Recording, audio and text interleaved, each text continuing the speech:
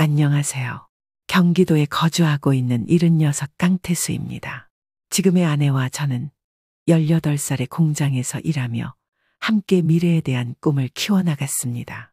아내는 낮에 공장에서 일을 하고 밤에는 작은 불빛의 의지의 학업의 끈을 놓지 않고 살아가는 소녀였고, 저 또한 공장에서 일을 배운 뒤 번듯한 사업체를 꾸려나가겠다는 야망이 큰 젊은 청년이었습니다. 저희 두 사람은 서로 한 공간에서 일을 하며 서로의 성실함을 보았습니다. 누구보다도 서로를 아꼈고 그 사랑은 곧 결혼이라는 결실로 이어졌습니다. 21살에 결혼을 하게 된 저희는 당시 많은 기대와 설렘으로 가정을 꾸리기 시작했습니다. 저 역시 젊은 가장으로서 가족을 위해 열심히 일하며 살림을 꾸려나갔습니다. 저희 두 사람은 서로에 대한 믿음과 사랑만으로 어려운 시절을 견뎌냈습니다. 저희에게는 외아들, 진영이라는 소중한 존재도 생겼죠. 아내와 저는 아들을 얻은 후 그 아이에게 모든 사랑과 헌신을 쏟았습니다. 금이야 오기야 키운 아들이었습니다. 저는 비가 오나 눈이 오나 아들을 위해 일하며 헌신했습니다. 낮에는 공장을 운영하고 밤에는 아들이 공부할 수 있도록 환경을 조성했습니다. 저희는 빚 한 푼 내지 않고 아들의 대학을 보내기 위해 평생을 땀 흘려 일했습니다. 아내는 아들이 어릴 적부터 머리가 좋고 성격도 밝은 것을 보며 아들에게 커다란 기대를 품고 있었습니다. 남들처럼 그 흔한 동화책을 많이 사주지도 못했습니다. 하지만 아들은 집에 있는 몇 권 안 되는 책을 여러 번 반복해서 읽고 또 읽었습니다. 같은 책을 여러 번 반복해서 읽다 보니 어느새 자신도 모르게 책을 통째로 외워버리는 경우도 있었습니다. 집에서 가지고 놀 만한 장난감조차 없었기에 책이 아들의 장난감이자 유일한 취미가 되어버린 것이었습니다. 어려서부터 책을 좋아해서인지 또래보다 문장 구사력이나 말을 할 때 논리력이 주위 또래 친구들보다는 조금 더 발달했다는 것을 느끼게 했습니다. 아들이 초등학교, 중학교를 거치면서도 과외는커녕 학원조차 제대로 보내준 적이 없었습니다. 그러나 어려서부터 책을 많이 읽고 즐겨했던 것이 큰 자산이 되었던 것이었는지 어떤 어려운 내용을 학교에서 배워도 이해하는 속도도 굉장히 빨랐습니다. 남들이 3번, 4번을 봐야 이해하는 수학 공식이나 과학 내용도 한두 번만 봐도 척척 이해하는 모습이 참으로 기특해 보였습니다. 아들은 대학에서 학생회장도 맡으며 학업에도 충실하고 학교에서도 리더십 있게 행동했습니다. 말을 조리 있게 또박또박 잘했기에 학생들을 휘어잡는 똘똘한 이미지였습니다. 아내는 대학생이 된 아들이 요즘 시대에 이렇게 진취적이며 늘 본인의 발전을 위해 살아가는 모습을 자랑스러워하며 매일 아들의 미래를 함께 꿈꾸며 응원했습니다. 어머니의 바람이 아들에게 닿은 것인지 아들은 졸업을 한 후 1금융권 은행에 취직하게 되었습니다. 저와 아내는 아들이 자신의 꿈을 이뤄가는 것을 보며 비로소 조금은 한숨 돌릴 수 있었습니다. 아들이 취업 후 사내 와인 모임에서 만난 사람이 바로 지금의 아내 미영이었습니다. 두 사람은 같은 회사를 다니며 사내 모임에서 만나게 되었습니다. 서로 와인을 좋아하는 공통점으로 퇴근 후 좋아하는 와인바에 가서 둘만의 이야기를 나누는 시간이 점점 늘어났고 서로에 대한 호감도 싹트기 시작했습니다. 아들은 대학 시절부터 성실하고 책임감이 강한 아이였고 회사에서도 인정받는 유능한 직원이었습니다. 항상 일에 열정적이었던 아들은 동료들에게도 신뢰받는 사람이었습니다. 아내 미영이도 밝고 활기찬 성격으로 많은 사람들과 두루두루 잘 지내는 사람이었고 미영이 또한 사람들에게 친근하게 다가가며 긍정적인 에너지를 퍼뜨리는 타입이었습니다. 그런 미영의 성격은 아들에게도 큰 매력으로 다가왔습니다. 하루는 아들이 저희 부부에게 처음으로 미영이에 대해 이야기를 꺼내며 수줍게 말했습니다. 어머니, 아버지, 저 결혼하고 싶은 사람이 생겼어요. 같은 직장에 다니는 사람인데 정말 좋은 사람인 것 같아요. 배려심도 많고 앞으로도 미래를 함께하고 싶은 사람이에요. 저희 부부는 놀라면서도 기뻤습니다. 아들이 드디어 자기 짝을 찾았구나 싶었고 아들이 극찬하는 미영이를 어서 만나보고 싶다는 생각도 들었습니다. 저희는 미영이를 초대해 함께 식사를 하기로 했습니다. 처음 본 며느리의 모습은 단정한 차림의 밝은 미소로 첫 인사를 건넸고 저희 또한 미영이의 첫 인상부터 마음에 들었습니다. 미영이는 배려심도 깊고 아들과 행복해 보였습니다. 저희 부부는 두 사람의 모습을 보고 정말 좋은 인연이구나 생각하며 결혼을 허락했습니다. 결혼 준비가 한창일 때 저희 부부는 아들에게 집을 해주려고 했습니다. 하지만 아들 부부의 직장 근처의 집은 전세금조차 부담하기 어려울 정도로 가격대가 높게 형성되어 있었습니다. 차라리 직장과 거리는 멀더라도 서울 외곽 쪽이면 매매까지 가능할 듯 싶었지만 출퇴근에 왕복 3시간이 넘게 걸리는 것이 마음에 걸렸습니다. 어떻게 해야 할지 고민하던 중 예비 사돈께서 아들 부부에게 직장 근처에 집을 해주겠다는 소식이 들려왔습니다. 왜인지 부담스럽기도 하고 고맙기도 하며 복잡한 감정이 들었습니다. 하지만 직장 가까이에 집이 생기면 아들 부부가 경제적으로 한층 더 안정적으로 시작할 수 있을 것이라 생각했습니다. 예비한 사돈께서는 집을 아이들에게 해주는 대신 그 집을 채울 가전과 가구는 저희 부부가 준비해 주길 원했습니다. 저는 얼마든지 그렇게 해야 하는 거라며 받아들이기로 했습니다. 부모로서 아들을 위해 무엇이든 해주고 싶은 마음이 컸기 때문입니다. 비록 힘들게 모은 돈이었지만 이 돈을 아들 결혼을 위해 쓰는 것을 주저하지 않았습니다. 그렇게 아들 부부는 결혼을 했고 행복한 가정을 꾸리기 시작했습니다. 저는 아들 부부가 잘 살기를 바랐고 가끔씩 도움을 주며 손주를 돌봤습니다. 시간이 흘러 둘째 손주가 태어날 때쯤이었습니다. 아내는 며느리가 만삭의 몸으로 힘들까봐 걱정하며 정성스럽게 반찬을 준비해 아들 집으로 향했습니다. 아내는 아들 부부에게 조금이라도 도움이 되길 바라며 아들집 문 앞에 도착했습니다. 마음 같아서는 집 안에 들어가 첫째 손주도 돌봐주고 집 정리도 해주고 싶었지만 괜히 시어머니 챙긴다고 만삭의 며느리가 쉬지도 못하고 힘들게 움직이고만 있을까 싶어 반찬만 문 앞에 두고 돌아올 생각이었습니다. 반찬을 문 앞에 내려놓고 돌아서는데 갑자기 하늘에서는 비가 억수같이 쏟아지기 시작했고 아내는 우산도 없고 아무것도 없었기에 아들에게 전화를 했습니다. 아들, 엄마가 반찬을 해다가 문 앞에 두고 가려고 왔다가 갑자기 비가 너무 많이 내려서 그러는데 집에 잠시만 있다가 가도 되겠니? 엄마, 연락도 없이 오시면 어떡해요? 잠깐만요. 제가 지금 나갈게요. 그 순간 전화 너머로 그 반찬을 누가 먹는다고 갑자기 그걸 싸와라고 투덜거리는 며느리의 목소리가 들렸습니다. 양손 무겁게 들고 온 엄마를 들어오라는 말 대신 본인이 집 앞으로 나온다는 말에 아내는 순간 당황했습니다. 비도 오는 궂은 날씨에 이게 지금 무슨 상황인가 싶었습니다. 엄마, 미영이가 요즘 몸이 많이 힘들어서 지금 집에 장모님이랑 처제가 와 있어요. 같이 있으면 서로 불편할 것 같아요. 제가 지금 콜택시 불러드릴 테니까 그거 타고 들어가세요. 됐다. 내가 알아서 가마. 신경 쓰지 마라.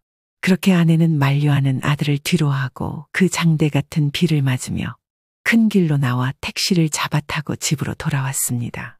아들 집에 간 김에 손주도 보고 오후 늦게나 돌아올 줄 알았던 아내가 비를 쫄딱 맞고 집으로 들어온 모습을 본 저는 이게 무슨 일이냐며 물었습니다. 아내는 혹시라도 일이 커질까 싶어 얼버무렸지만 이미 얼굴에는 불쾌한 모습이 가시지 않은 상태였습니다. 결국 자초지종을 물었고 모든 일을 알게 된 저는 화가 매우 났지만 아내가 말리는 터에 아들에게 아무 말 하지 않았습니다. 비에 흠뻑 젖은 아내를 본 저는 그날 밤 분노를 억누르며 잠을 설쳤습니다. 그 후에도 저희 부부는 그날의 상처를 잊지 못하고 아들 부부를 바라보았습니다. 저희의 마음속에는 아들이 잘 살기 바라는 마음과 아내가 당한 무시가 뒤섞여 있었습니다. 그러던 어느 날 아들이 다급한 표정으로 저에게 부탁을 하러 왔을 때 꾹꾹 눌러뒀던 감정이 터져나오고 말았습니다. 아버지, 저희 집에 일이 생겼어요. 무슨 일이길래 이렇게 숨 넘어갈 듯하니? 처가댁에서 결혼할 때 해주신 집이 경매에 넘어가 다음 달에 집을 빼줘야 할 것 같다네요. 곧 있으면 둘째도 태어날 텐데 당장 어디 가서 지내요. 좀 도와주세요. 알고 보니 처가에서 해준 집을 아들이 과도하게 담보 대출을 받아 주식을 했던 것이었습니다. 아들이 일하는 금융가에서는 암암리에 전해지는 주식 이야기에 아들이 정신 차리지 못하고 이상한 잡주에 돈을 다 날려버린 것이었고 결국 채무가 제대로 이행되지 않아 경매로 넘어가게 된 것이었습니다. 아들 부부의 집을 처가해서 마련해 준 것에 대해 미안함과 그동안 내심 본인이 집을 해왔다는 것을 피력해왔던 며느리의 티나는 행동들이 교차되어 떠올랐습니다. 더군다나 일확천금을 노릴 생각으로 생각 없이 저지른 아들이 한심스러웠습니다. 어릴 때 그렇게 똘똘하고 총명했던 아들이 대체 왜 이렇게 한심한 행동을 할까 속이 쓰려왔습니다. 생각을 좀 해볼 테니 돌아가거라. 아버지, 집 꼭 해주셔야 해요. 저 집 없이 미영이랑 아이들 데리고 갈 곳이 없어요. 저는 처음에 손주들을 생각해서라도 집을 바로 마련해 주리라 마음먹었습니다. 그러나 얼마 전에 비가 앞이 안 보일 정도로 쏟아지는 날 장모님과 처제가 집에 와 있다며 문 앞에 나와 들어오라는 소리도 않고 문전박대한 아들이 너무 괘씸했습니다. 처가가 집을 사준 일로 처가에는 아무런 찍소리도 못하면서 은근히 저희 부부를 등한시했던 아들의 모습들이 하나하나씩 떠올랐던 것이었습니다. 아들을 어떻게 하면 정신 차리게 할 수 있을까 고민을 하던 저는 아내를 문전박대한 그날처럼 비가 오기만을 기다렸습니다. 아버지, 집은 어떻게 됐어요? 계약은 하셨어요? 아니, 집은 둘째 아이가 태어나면 그때 해주마. 이 얘기 하시려고 이런 날 부르셨어요? 그냥 전화로 말해줬어도 되잖아요. 밖에 비가 많이 내리니 조금 그치면 갈게요. 우리 지금 나가봐야 하니 빨리 나가거라. 앞이 안 보여서 운전도 할 수 없는 수준으로 비가 내리는데 어떻게 가요? 먼저 나가세요. 이따가 갈게요. 그리고 집은 아이 태어나면 꼭 해주시는 거죠? 나중에 가서 무책임하게 말 바꾸시거나 하시면 안 돼요. 무책임하다니? 그래, 잘 말해줬다. 넌 뭐가 그렇게 잘났다고 힘들게 반찬까지 준비해 간 엄마가 비 맞을까봐 연락했더니 문전박대까지 하니? 그건 어머니가 오신다는 말씀도 없이 오셨고 반찬 해달라고 한 적도 없는데 어머니가 막무가내로 해오신 거잖아요. 그리고 저는 집에 장모님이랑 처제가 있으니 불편하실까봐 가시라고 한 거고요. 서로 못 볼 사이도 아닌데 인사하고 잠시 앉았다 가라고 하는 게 그렇게 힘든 거니? 그래서 전 나름 콜택시도 잡아드린다고 했는데 거절하고 가신 건 어머니라고요. 넌 끝까지 반성이라는 게 없구나. 그 잘난 처갓집 바짓가랑이 붙잡고 살지 그러냐? 왜 여기 와서 이러는 거야? 내가 생각이 바뀌었다. 나는 너희한테 집 해줄 생각이 없다. 그만 가봐라. 아버지 갑자기 그게 무슨 말씀이세요? 그럼 아이들이랑 저희는 당장 잘 곳도 없다고요. 그건 너희들 사정이고 처가집에 들어가서 살던 그건 너희들이 알아서 해야 할 일이지. 저는 그 말을 끝으로 방으로 들어갔습니다. 창밖에서는 빗줄기가 창문을 마구 때리며 천둥이 요란하게 울려 퍼졌습니다. 아들은 잠시 멍하니 서 있다가 이내 체념한 표정으로 무겁게 문을 열고 나갔습니다. 빗속으로 걸어나가는 아들의 뒷모습을 본 저는 눈을 질끈 감았습니다. 마음 한구석에 씁쓸함이 밀려왔지만 저는 다시 마음을 굳게 먹었습니다. 아들은 며느리와 집 문제를 해결하지 못한 채 시간이 흐르면서 점점 불안해졌습니다. 둘째 손주의 출산일이 다가오고 있었고 경매로 넘어간 집에서 이사를 나가야 할 날짜도 임박해 있었습니다. 그러나 며느리는 저에게 집 문제로 더 부탁할 수 없었다는 생각에 마음이 무거워졌고 아들도 역시 저에게 손을 내밀 수 없는 상황에 처해 있었습니다. 여보, 이제 더는 기다릴 수 없어. 집을 빼줘야 하는데 당장 집 구할 돈도 없고 어디로 가야 할지도 모르겠어. 나도 알아. 부모님께 부탁드리려고 했는데 아버지께서 화가 너무 많이 나셨어. 다시 부탁드리러 가는 건 무리야. 그럼 우리 어디로 가? 당장 둘째도 태어나고 원룸에서 잘 수도 없잖아. 처가댁으로 들어가는 방법밖에는 없을 것 같아. 당신이 장모님께 연락드려서 잠시만 지낼 수 있게 해달라고 부탁드려봐. 아들의 가족이 처갓집에서 지내게 된 지 얼마 되지 않아 안사도는 사위가 집 문제를 해결하지 못하고 처갓댁에 얹혀 살게 된 상황에 대해 점점 불만을 가지기 시작했습니다. 딸이 사랑하는 남자라고 해서 집을 해줬는데 이걸 담보 대출 받아 주식으로 날려버렸다는 말에 온갖 정이 떨어져 버린 것입니다.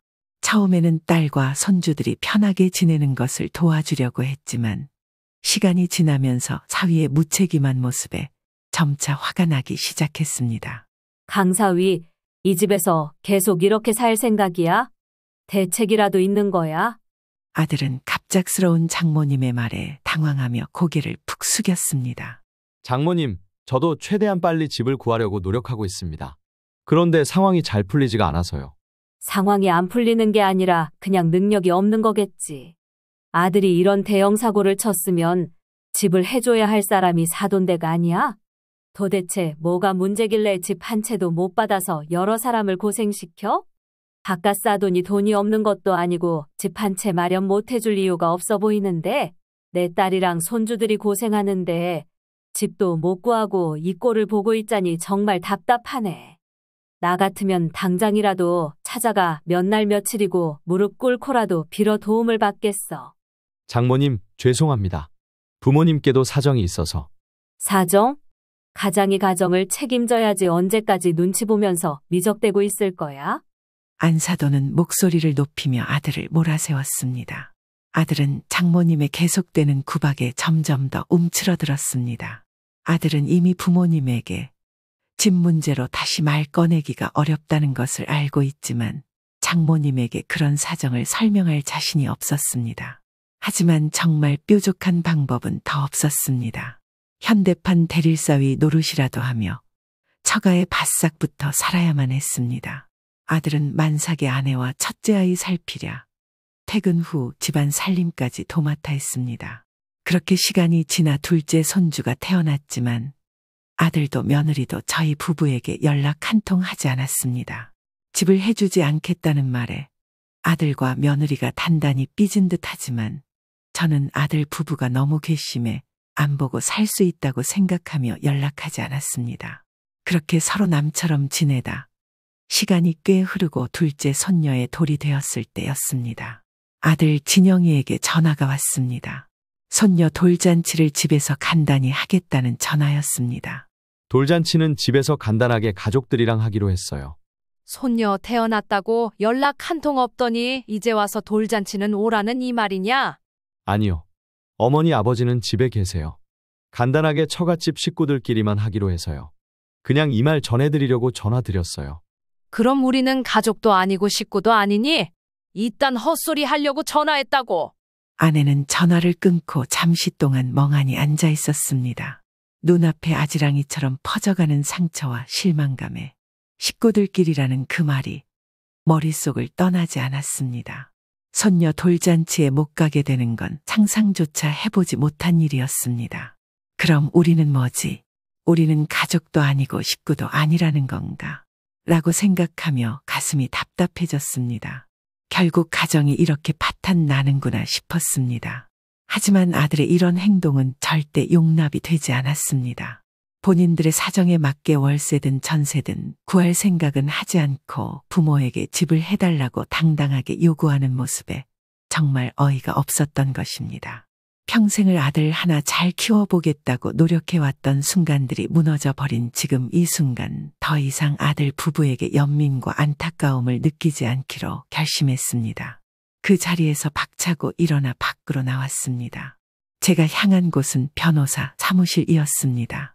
언젠가는 하나뿐인 아들에게 모든 재산을 넘겨주고 떠날 생각이었지만 오늘의 전화 통화를 끝으로 모든 부모 자식 간의 연을 끊어버리겠다는 결심이 섰습니다.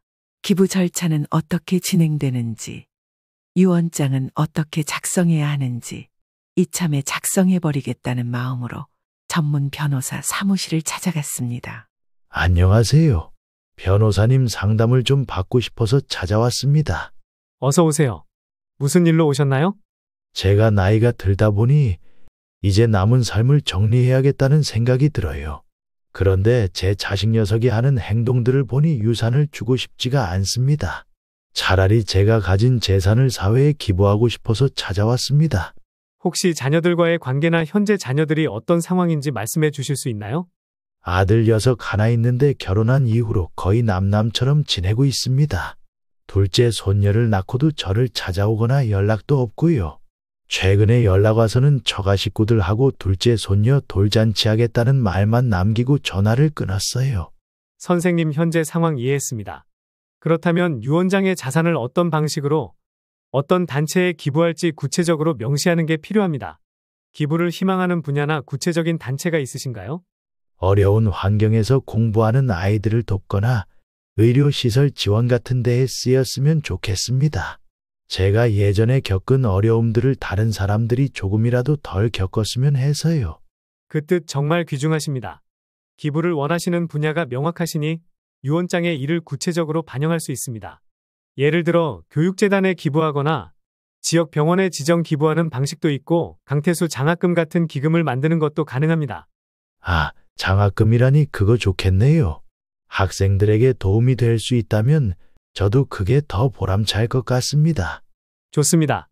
유언장에 구체적으로 장학금 기금 설립을 명시하고 필요한 기금 설정 방법을 함께 논의해 볼 수 있겠습니다.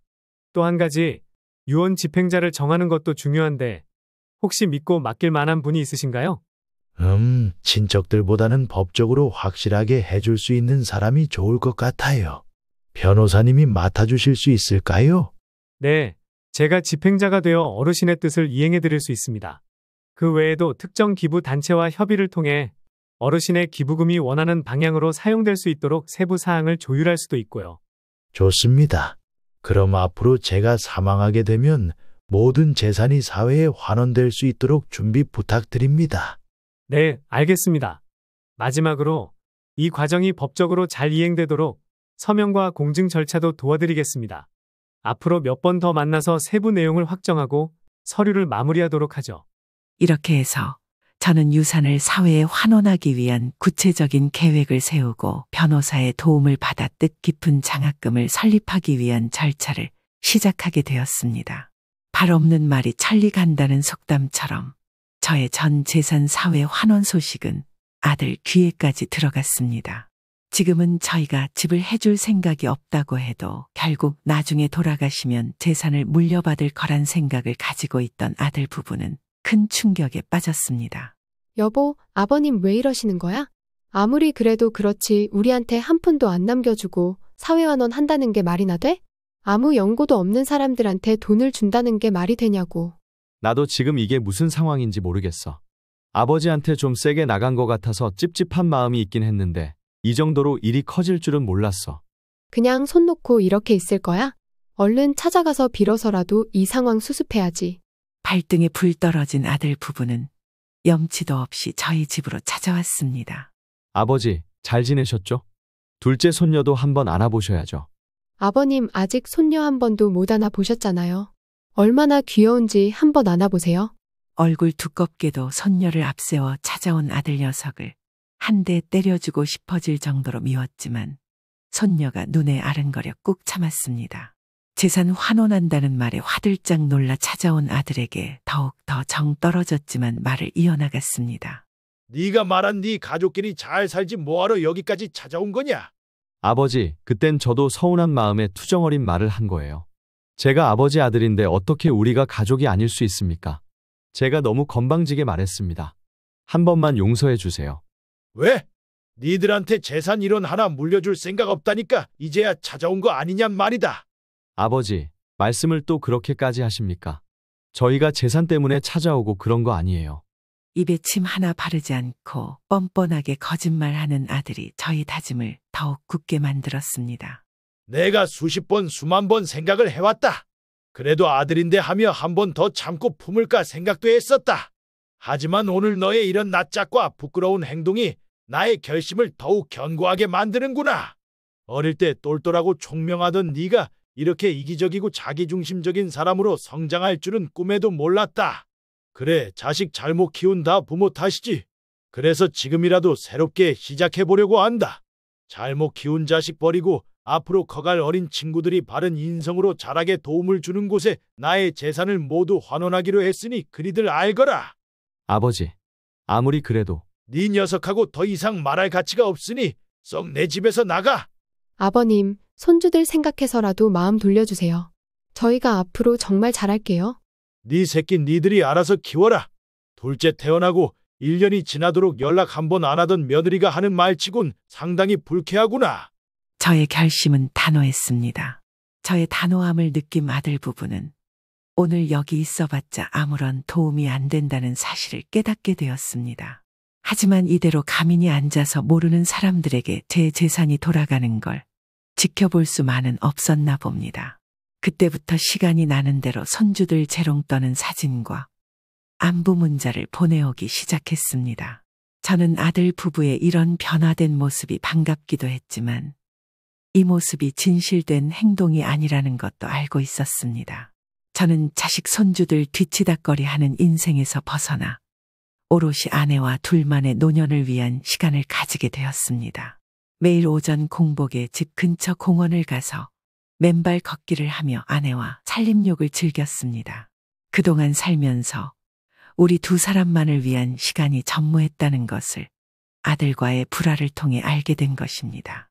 자식들에게 휘둘리지 않고 서로에게 집중하며 다가올 노년을 함께 걸어가는 동반자가 있다는 사실에 행복감을 느꼈습니다.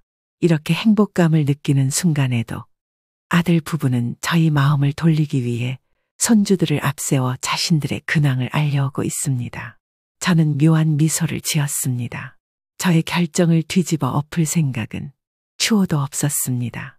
하지만 이렇게나마 제가 세상을 떠날 때까지 아들 부부가 변화하려는 모습을 실행하다 보면 아들 부부도 진심으로 뉘우치고 반성하는 날이 올 것만 같았기 때문입니다. 혹여나 그러지 않아도 이제는 상관없습니다. 진정으로 저희 부부가 저희만의 인생을 새롭게 시작하는 계기가 되었기 때문입니다.